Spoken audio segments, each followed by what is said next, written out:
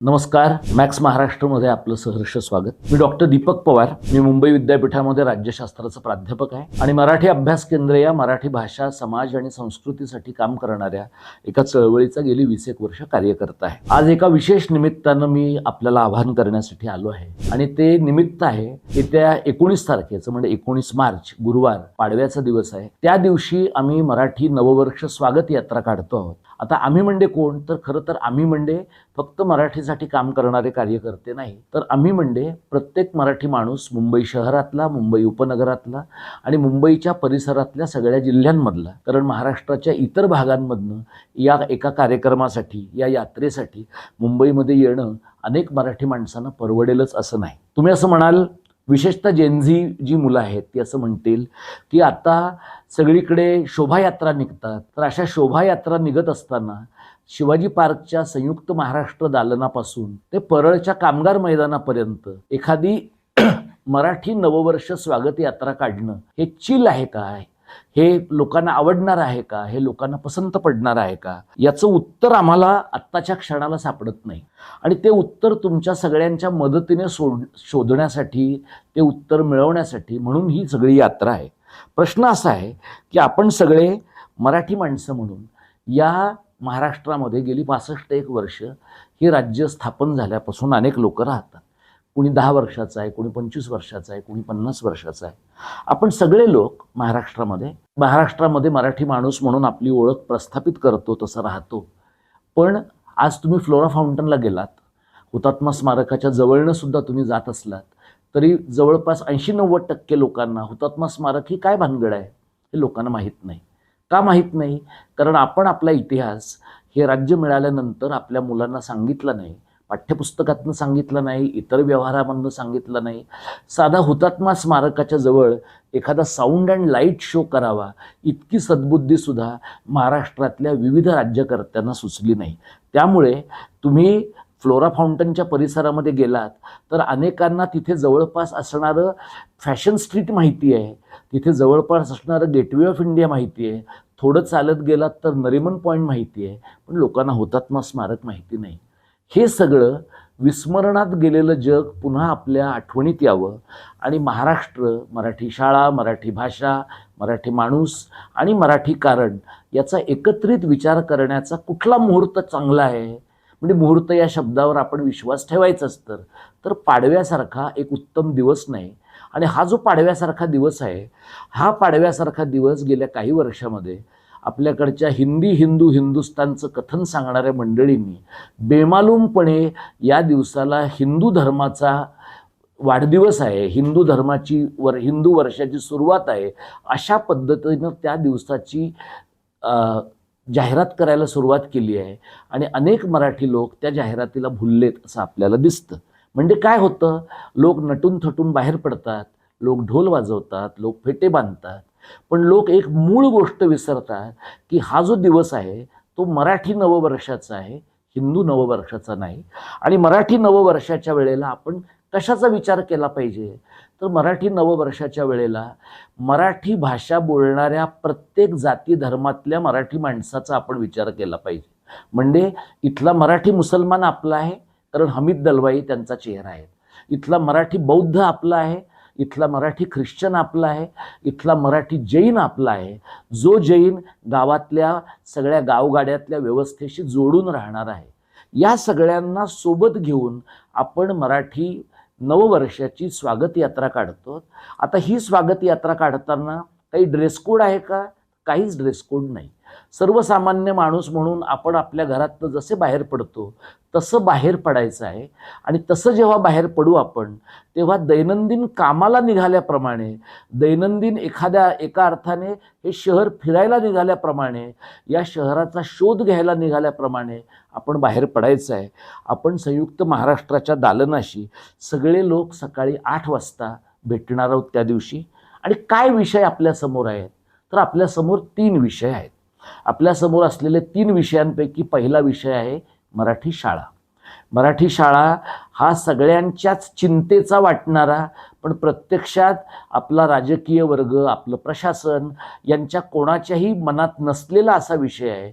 म्हणजे या शाळा बंद पाडायच्या कारस्थानं करून बंद पाडायच्या, त्यांच्या जागा बाजारात मोठ्या किमतीला विकायच्या, या प्रकारच्या एका मोठ्या कारस्थानात सहभागी असलेल्या लोकांना मराठी शाळांच्याबद्दल काही वाटण्याची शक्यता नाही. मग शाळा महानगरपालिकेची असेल, जिल्हा परिषदेची असेल, खाजगी अनुदानित असेल, विनाअनुदानित असेल, स्वयंअर्थसहाय्यित असेल, या शाळेमध्ये तुम्ही शिक्षक असाल, पालक असाल, विद्यार्थी असाल, मुख्याध्यापक असाल, संचालक असाल, मराठी शाळांचा प्रश्न जर ऐरणीवर यायला हवा असं तुम्हाला वाटत असेल तर नववर्षाची स्वागत यात्रा तुमच्यासाठी आहे, आपल्या प्रत्येकासाठी आहे. आणि म्हणून या स्वागत यात्रेची जाहिरात करताना, लोकांपर्यंत पोचवतानाच आम्ही असं म्हणतोय की आपलं मराठी नववर्ष आणि आपली स्वागत यात्रा. दुसरा काय मुद्दा आहे या स्वागत यात्रेचा? तो आहे मराठी रोजगाराचा. मराठी माणूस आळशी आहे, मराठी माणूस कामचुकार आहे, मराठी माणूस काही कष्ट करत नाही म्हणून परप्रांतीय गावोगाव शिरलेले आहेत. अशा प्रकारचा एक खुलासा करण्याची पद्धत गेल्या 25 वर्षामध्ये निर्माण झाला आहे. म्हणजे संघटित क्षेत्रात, असंघटित क्षेत्रात, सेवा क्षेत्रात, इथपासून ते गिग अर्थव्यवस्थेतल्या प्रत्येक क्षेत्रामध्ये जर मराठी माणूस तुम्हाला आळशीच दिसत असेल तर मराठी माणसाने गेल्या 5-50 वर्षामध्ये हे राज्य इतकं पुढे का नेलं असेल, कसं नेलं असेल? आणि जे परप्रांतीय काही लोकांना ज्यांचा फार पुळका येतो ते इथं येऊन फार कष्ट करतात, फार राबतात, त्यांच्यासारखं कोणीच कष्ट करत नाही असं म्हणणारे जे लोक आहेत त्यांनी स्वतःला असा प्रश्न विचारला पाहिजे की जर परप्रांतीयांना इतकीच कष्टाची सवय आहे तर त्यांच्या मूळ राज्यामध्ये हे कष्ट ते करताना का दिसत नाहीत? आणि सगळ्यात महत्त्वाची गोष्ट अशी आहे की या राज्यामध्ये, या राज्यातल्या लोकांचा इथल्या संसाधनांवर पहिला अधिकार आहे. बाबासाहेब 1956 साली मुंबई महाराष्ट्राची आहे असं ठामपणे सांगताना असं म्हणाले होते की मुंबईला येणारं पाणी महाराष्ट्रातनं येतं, वीज महाराष्ट्रातनं येते, अन्नधान्य महाराष्ट्रातनं येतं, महाराष्ट्रातली सर्व संसाधनं मुंबई शहर वापरतं आणि म्हणून मुंबई शहरावर महाराष्ट्राचा हक्क आहे. आज MMR ची जाहिरात करण्यामध्ये आणि MMRमध्ये 3री मुंबई, 4थी मुंबई, मुरबे धरण, वाढवण बंदर, मुरबे बंदर, वाढवण बंदर या प्रकारच्या बंदरांचा विचार करत लोक प्रचंड मोठ्या प्रमाणामध्ये इन्फ्रामॅनची जाहिरात करताना आपल्याला दिसत आहेत. गेल्या 1-1.5 वर्षामध्ये पाशवी बहुमत असलेले जे लोक महाराष्ट्राच्या राजकारणामध्ये स्वार झालेले आहेत या सगळ्या मंडळींच्या एक लक्षात येतं आहे की MMRचं वेगळं राज्य करायचं, मग विदर्भाचं वेगळं राज्य करायचं आणि महाराष्ट्राचं त्रिभाजन घडवून आणायचं, अशा प्रकारची एक रचना या तथाकथित सोबो कल्चरच्या लोकांच्या मनात आहे. हा एक मुद्दा मराठी माणसांच्या रोजगाराच्या निमित्ताने आम्ही आपल्यापुढे मांडू इच्छितो. मराठी माणसाला पडेल तो रोजगार करावासा वाटेल, मराठी माणसासाठी रोजगाराच्या नव्या शक्यता निर्माण होतील आणि हॉस्पिटलपासून शाळांपर्यंत आणि MIDC पासून केळी पोफळीच्या बागांपर्यंत सर्व ठिकाणी रोजगारामध्ये महाराष्ट्रात मराठी माणसाला प्राधान्य मिळेल अशा प्रकारचा विचार जर तुम्ही करत असाल आणि तुम्ही रोजगार करू इच्छिणारे असाल किंवा रोजगार निर्माण करणारे असाल, तुम्ही डॉक्टर असाल, तुम्ही लेखक असाल, कवी असाल, पत्रकार असाल, उद्योजक असाल, शेतकरी असाल, समाजाच्या कोणत्याही घटकातले तुम्ही असाल तर तुम्ही या रोजगाराच्या प्रश्नाबद्दल बोलणारे असाल तर तुम्ही त्या दिवशी या स्वागत यात्रेमध्ये यावं अशी आमची आपल्याला विनंती आहे. तिसरा आणि सगळ्यात महत्त्वाचा जो मुद्दा आहे तो मराठी माणसांच्या घराचा आहे. मुंबई शहर इथल्या कामगारांनी घडवलं, 107 लोकांनी या शहरासाठी रक्त सांडलं. ज्यांनी रक्त सांडलं त्या लोकांना हे राज्य पाहायला मिळालं नाही. तुम्हाला मला हे राज्य पाहायला मिळालं, या राज्यामध्ये जगायला मिळतं. या राज्याचा थोर ऐतिहासिक वारसा आपण त्याचा उपभोग घेतो आहोत, इथल्या संसाधनांचा फायदा घेतो आहोत. पण या राज्याबद्दल, इथल्या भाषेबद्दलची कृतज्ञता आपल्या मनामध्ये आहे का, हा एक प्रश्न आपण विचारला पाहिजे. मुंबई शहर ज्यांनी घडवलं तो गिरणी कामगार शेलू, वांगणी आणि पनवेलच्या पलीकडे त्याला काही हजार घरं बांधून द्यायची आणि त्याला फेकून द्यायचं आणि मुंबई शहरामध्ये मात्र लोढा आणि अदानीची साम्राज्य उभी करायची. या प्रकारचं मराठी द्वेष्ट, महाराष्ट्राच्या भूमिकेला विरोध करणारं अर्थकारण या शहरात निर्माण होत आहे. आणि म्हणून जर मुंबई शहरातल्या गिरणी कामगाराला इथल्या धारावीतल्या गरीब मराठी माणसाला जर धारावीमध्ये मुंबई शहरामध्ये घरं मिळायला पाहिजेत असं तुम्हाला वाटत असेल तर तुम्ही या यात्रेमध्ये सहभागी व्हावं अशी आमची आपल्याला विनंती आहे. हे 3च प्रश्न आम्ही का घेतलेत? प्रश्न मराठी माणसांचे खूप आहेत. अगदी अभिजात मराठी भाषेचं काय करायचं? महाराष्ट्र सरकार मराठी भाषेवर पैसा का खर्च करत नाही? महाराष्ट्र सरकार अनेक प्रकारच्या भूलथापा देऊन मराठी भाषा भवन का बांधत नाही? अशा शेकडो प्रश्नांच्या बद्दल आपल्याला बोलायचं आहे. पण एवढ्या सगळ्या प्रश्नांवर एका दमात आणि एका दिवशी बोलणं आपल्याला सगळ्यांना परवडेल झेपेल असंही नाही. म्हणून आपण पाडव्याच्या दिवशी ही सुरुवात करतो आहोत. 8 वाजता सकाळी आपण संयुक्त महाराष्ट्र दालनाच्या समोर भेटतो आहोत. तिथे विविध लोककलावंतांच्या लोककलेचं थोडक्यात सादरीकरण होईल. ह्या लोककला का महत्त्वाच्या आहेत? कारण अण्णाभाऊ, अमर शेख, शाहीर साबळे, शाहीर गवाणकर यांच्यासारख्यांच्या कष्टामुळे संयुक्त महाराष्ट्राचा लढा ज्वलंत झाला आणि महाराष्ट्र मराठी माणसाला मिळू शकला.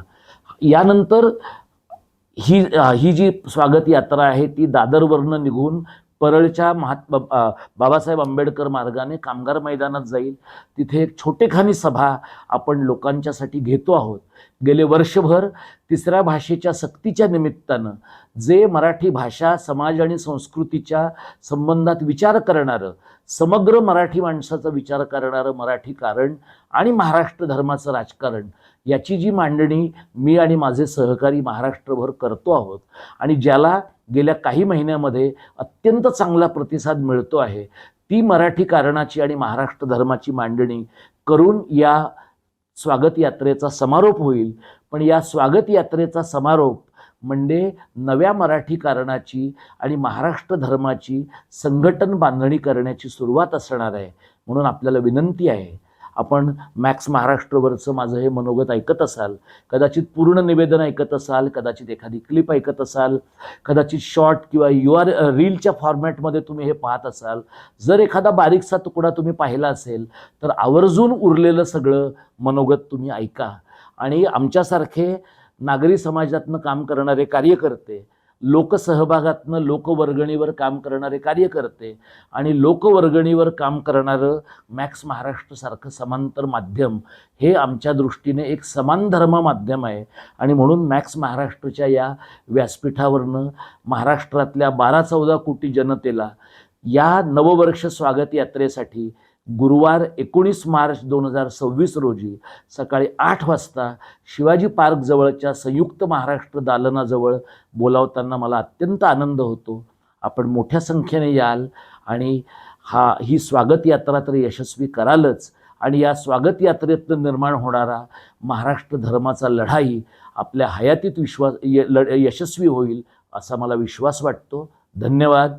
जय मराठी, जय महाराष्ट्र.